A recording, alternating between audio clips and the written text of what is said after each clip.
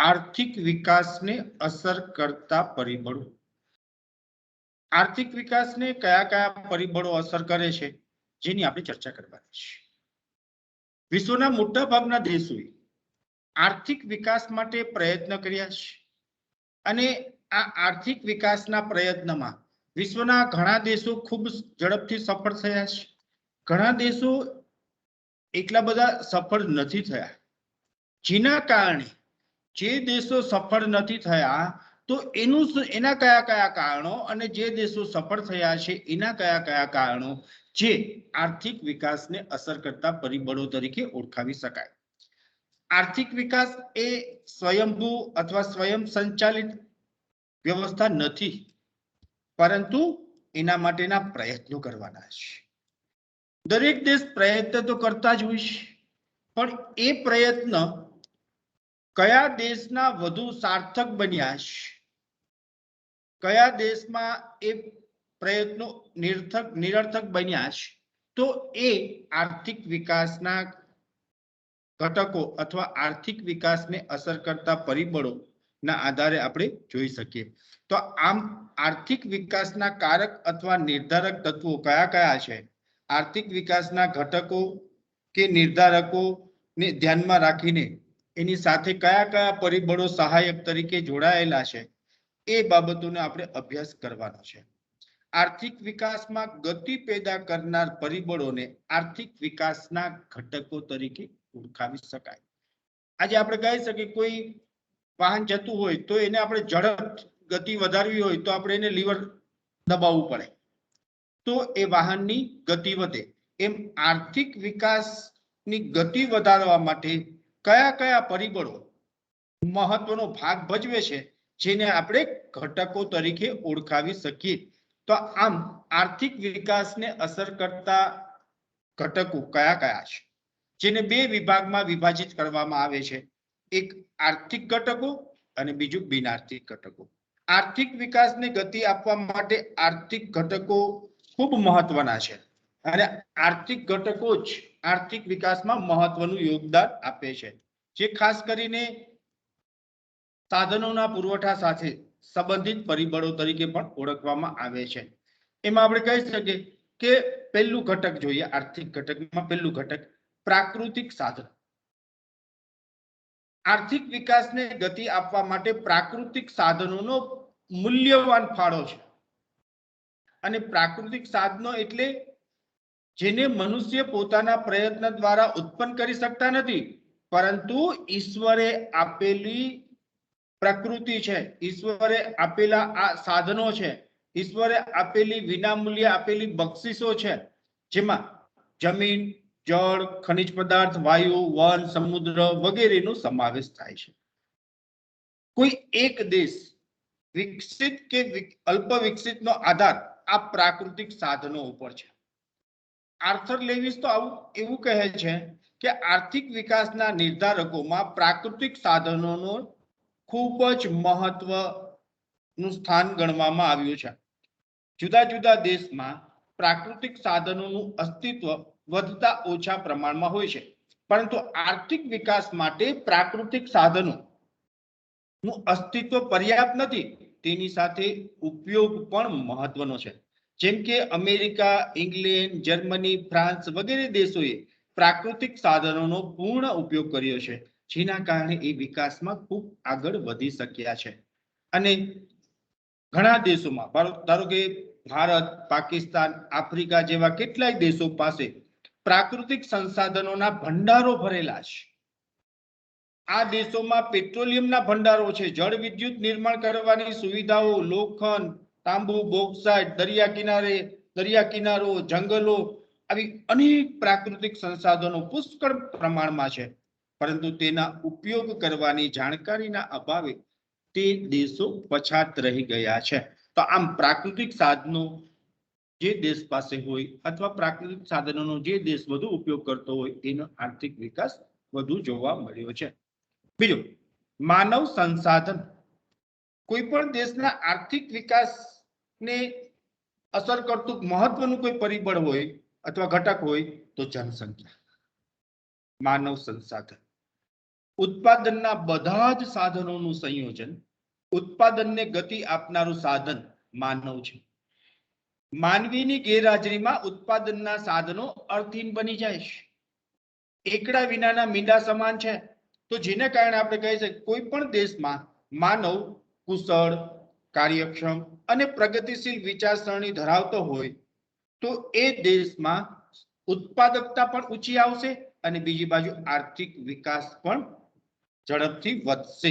તો એ દ્રષ્ટિએ માનવ સંસાધન જે દેશ પાસે કાર્યક્ષમ હોય, આપણે ઘણી વખત એવું કહેવામાં આવે કે ગુજરાતના લોકો ખૂબ મહેનતુ છે, તો એ શું થયું? માનવ સંસાધન. ત્રીજી બાબત છે મૂડી નિર્માણ, કેપિટલ ફોર્મેશન. કોઈ પણ દેશમાં મૂડી નિર્માણને આર્થિક વિકાસને નક્કી કરનારું એક મહત્વનું પરિબળ કે ઘટક ગણવામાં આવે છે. મૂડીનો અર્થ એ બધા જ માનવકૃત સાધનો સાથે સંકળાયેલી છે. જો ઉત્પાદનમાં સહાયક બને છે. મૂડી, મશીનો, યંત્રો, યાંત્રિક હથિયારો, કારખાનાના ઇમારતો વગેરે બધાનો સરવાળો મૂડી સ્ટોક કહેવામાં આવે છે. વર્તમાન મૂડી સ્ટોકમાં વધારો થાય તો તેને મૂડી નિર્માણ કહેવાય અને દેશની વાર્ષિક આવક અથવા રાષ્ટ્રીય આવકમાં વધારો થાય. તો એ દ્રષ્ટિએ આપણે કહી શકીએ કે મૂડી નિર્માણ દર જેટલો ઝડપથી વધે એટલી આર્થિક વિકાસની ગતિમાં વધારો થાય.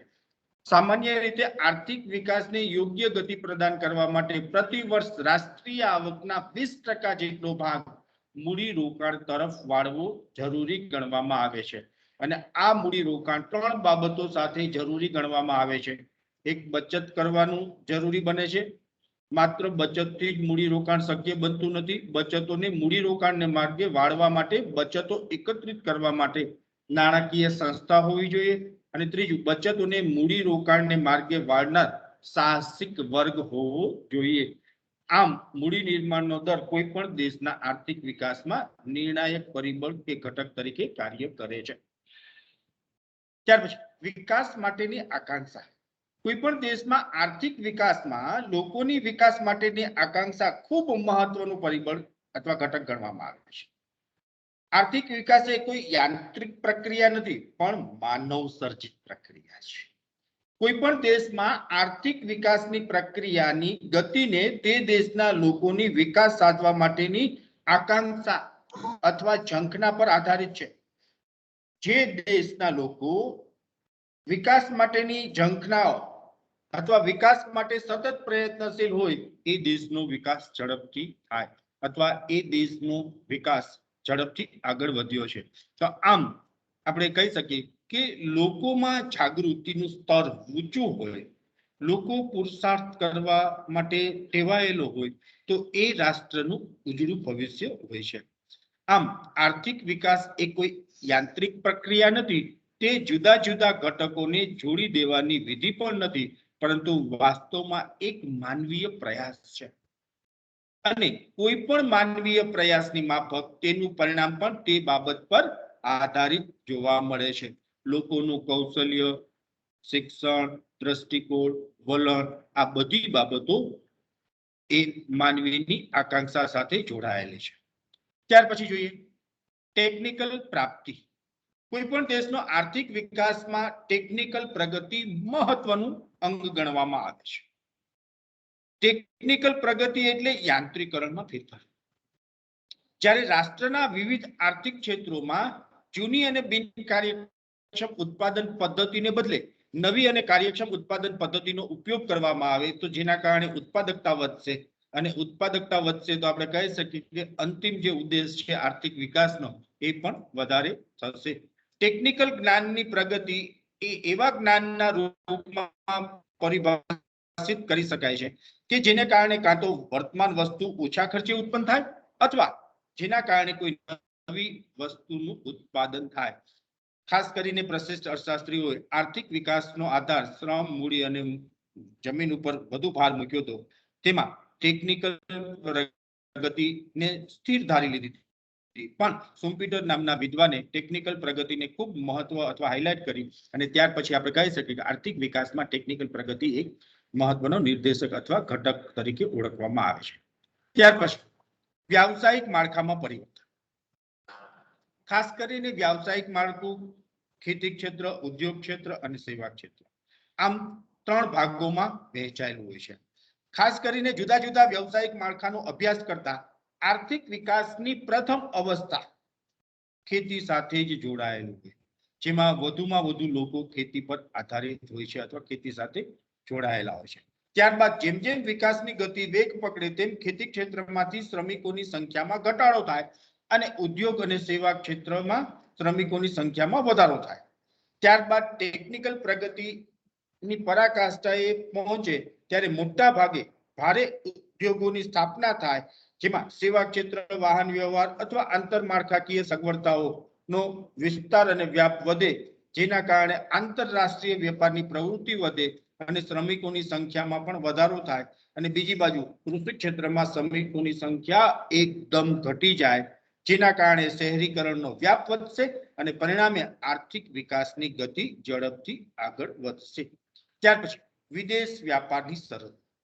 કોઈ પણ દેશના આર્થિક વિકાસમાં વિદેશ વ્યાપારની શરતો નિર્ણાયક ભાગ ભજવે છે.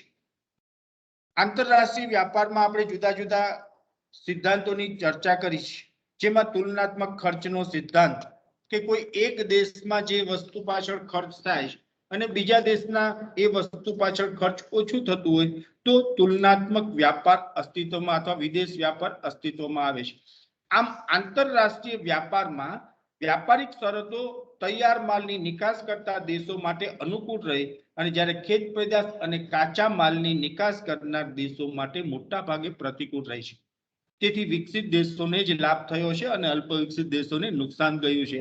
જો અલ્પ વિકસિત દેશ પોતાનો ઝડપી વિકાસ સાધવા માંગતા હોય તો તેણે વિદેશ વ્યાપારની શરતો અનુકૂળ બનાવવી જોઈએ, જેના કારણે આપણે કહી શકીએ કે નિકાસનું પ્રમાણ વધે અથવા વિશ્વમાં પોતાની વસ્તુઓ નિકાસ થાય એવા પ્રકારના જો પ્રયત્ન કરવામાં આવે તો આર્થિક વિકાસ થાય. ત્યાર પછી સંગઠન સૌથી મહત્વની વસ્તુ છે કે આર્થિક વિકાસમાં સંગઠન એક મહત્વનું નિર્ણાયક પરિબળ ગણવામાં આવે છે. આર્થિક વિકાસની પ્રક્રિયા સંગઠન દ્વારા ઝડપી બને છે. ઉત્પાદન માટે ઉત્પાદનના સાધનો ગમે તે સંયોજન કરીને ઉત્પાદન કરવામાં આવે તો ઉત્પાદનમાં વધારો થાય.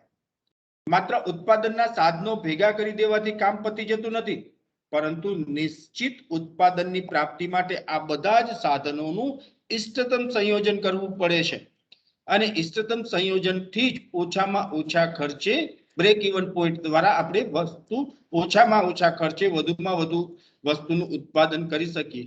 તો જેના કારણે આપણે કહી શકીએ કે પીઆરપી ડો વિદ્વાન તો એવું કહે છે કે આર્થિક વિકાસમાં સંગઠનના મહત્વ પર પ્રકાશ ફેંકતા જણાવે છે કે આર્થિક વિકાસની સમસ્યા મુખ્યત્વે નાણાકીય સમસ્યા નથી, પરંતુ તે એક આર્થિક સંગઠન અથવા વ્યવસ્થાની સમસ્યા છે. સંગઠન દ્વારા જ મોટા પાયા પરના ઉત્પાદન પદ્ધતિ અને વિશિષ્ટીકરણ શક્ય બને છે. મોટા પાયા પર ઉત્પાદન પદ્ધતિ અને વિશિષ્ટીકરણની વૃદ્ધિને આર્થિક વિકાસની એક મહત્વનું ઘટક તરીકે ઓળખવામાં આવે છે. નવપ્રવર્તન. નવપ્રવર્તન શબ્દ આવે એટલે સુમ્પીટરને યાદ કરવા પડે. નવપ્રવર્તન એટલે કોઈ પણ પ્રકારનું સર્જનાત્મક પરિવર્તન. નવપ્રવર્તન દ્વારા જે શોધ કરવામાં આવે તે ઉત્પાદન વ્યવસ્થાને વધુ વૈજ્ઞાનિક સુવિધા પૂરી તંત્રની શોધ, ઉત્પાદન વ્યવસ્થામાં ફેરફાર, કાચા માલના નવા ક્ષેત્રની શોધ, વસ્તુની ગુણવત્તામાં ફેરફાર, વસ્તુનો આકાર બદલીને વધુ આકર્ષક બનાવી, નવા ચાલક બળનો ઉપયોગ કરવો, વેચાણ કરવાની પદ્ધતિમાં ફેરફાર કરવો, આ બધી જ પ્રકારનું નવપ્રવર્તન અથવા સંશોધન છે. અને આ સંશોધન માત્રથી આર્થિક વિકાસને બળ મળતું નથી, પરંતુ વાસ્તવમાં સંશોધક દ્વારા તેનો પ્રયોગ ઉદ્યોગ સાહસિક દ્વારા ઉત્પાદન વ્યવસ્થામાં કરવામાં આવે છે, જેના કારણે ટેકનિકલ જ્ઞાન કે શોધ આર્થિક દ્રષ્ટિથી ત્યારે જ બની શકે કે તેને નવ પ્રરૂપમાં પ્રયોગ કરવામાં આવે છે. આમ નવપ્રવર્તન અને ઉદ્યોગ સાહસિક એ આર્થિક વિકાસનું એક મહત્વનું પરિબળ ગણવામાં આવે છે. અને અનુકૂળ વાતાવરણ આર્થિક વિકાસની મહત્વની શરત હોય તો અનુકૂળ